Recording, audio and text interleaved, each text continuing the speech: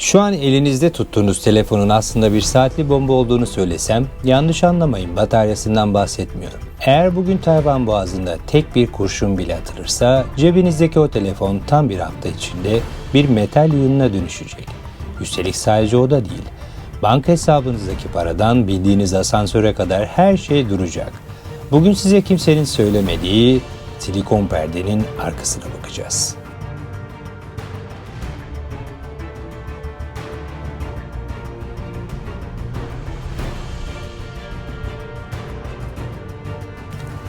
Dünya ekonomisinin kaderi ne petrole, ne dolara, ne de altına bağlı.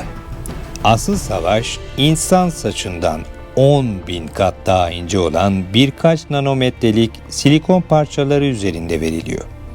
Eğer Çin o küçük ada ülkesine girmeye karar verirse 19. yüzyıla geri dönmemiz sadece birkaç gün sürecek.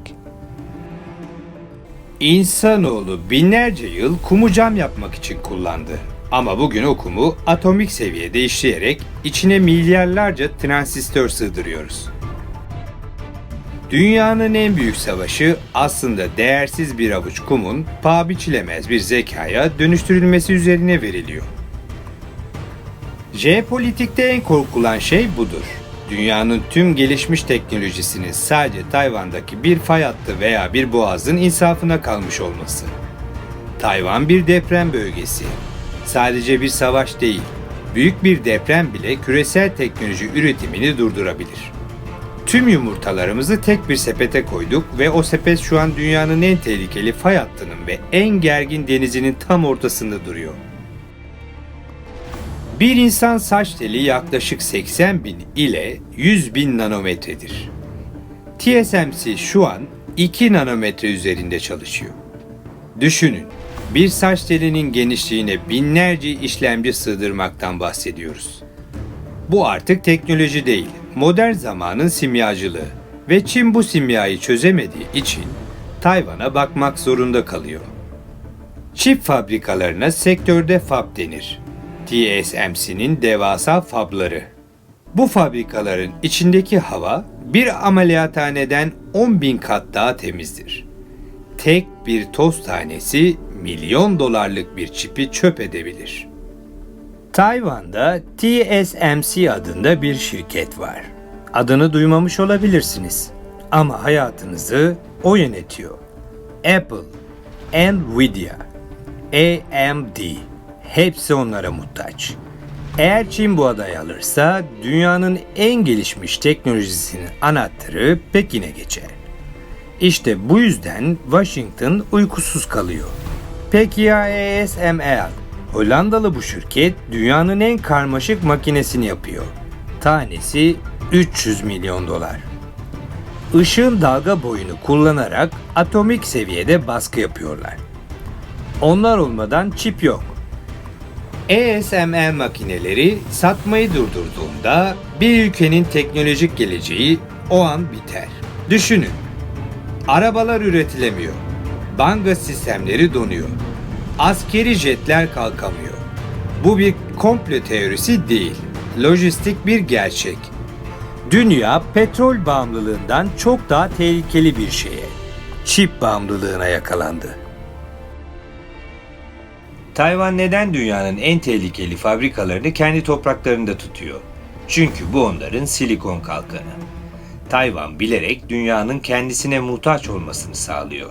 Eğer TSMC fabrikaları yok olursa ABD ekonomisi çöker. Yani ABD Tayvan'ı sadece demokrasi için değil, kendi iPhone'ları ve savaş uçakları çalışmaya devam etsin diye korumak zorunda. Bu tarihin gördüğü en akıllıca rehin alma stratejisidir. Çip üretmek için sadece teknoloji yetmez. Devasa miktarda ultra saf su ve elektrik gerekir. Bir çip fabrikası günde ortalama 150.000 tondan fazla su tüketir. Tayvan'da kuraklık olduğunda hükümet tarımı durdurup suyu fabrikalara veriyor. Yani çip üretmek için halk susuz kalmayı göze alıyor. Elektrik ise bambaşka bir boyut. TSMC tek başına Tayvan'ın toplam elektriğinin %7'sini tüketiyor. Bu sadece bir mühendislik savaşı değil, bir kaynak savaşı.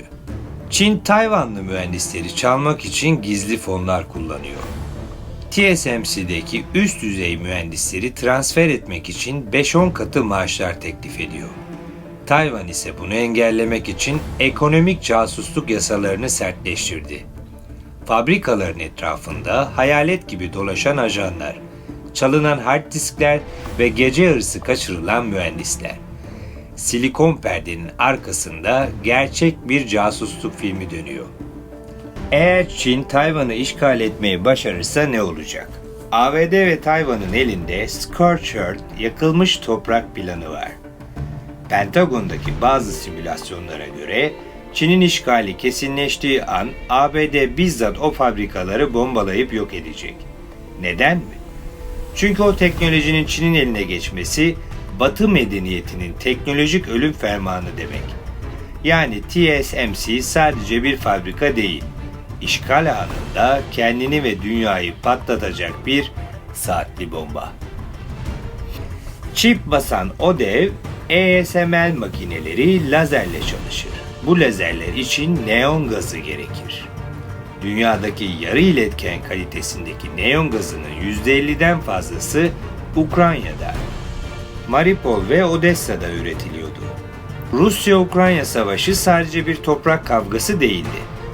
Ukrayna'daki neon gazı üretimi durduğunda Tayvan'daki makineler nefessiz kaldı. Yani Putin Ukrayna'ya girdiğinde aslında fark etmeden küresel çip savaşının ilk kurşununu lojistik cephesinde sıkmış oldu. Çipler için kullanılan silikonun saflık derecesi akıl almazdır. Bu çiplerin yapıldığı silikon plakaların saflığı %99. 9 tane daha 9N seviyesindedir. Şöyle hayal edin. 1 milyon ton kumun içine tek bir şeker tanesi koysanız o kum artık çip yapmak için kirli kabul edilir. Dünyada bu saflığı sağlayabilen sadece birkaç tesis var. Bu insanlığın doğayı en çok zorladığı mühendislik noktasıdır. Bugün bir çip krizi sadece yeni bir araba alamamanız demek olabilir. Ama yarın o silikon perde indiğinde bildiğiniz dünyanın fişi çekilebilir. Ama asıl soru şu: biz bu kuşatmanın neresindeyiz? Sadece bir tüketici miyiz? Yoksa bu devasa satranç tahtasında harcanacak piyonlar mı? Sıradaki hamlenin kimi yapacağını hep birlikte göreceğiz. Ama unutmayın, gelecek artık toprakta değil, atomik seviyedeki devrelerde saklı.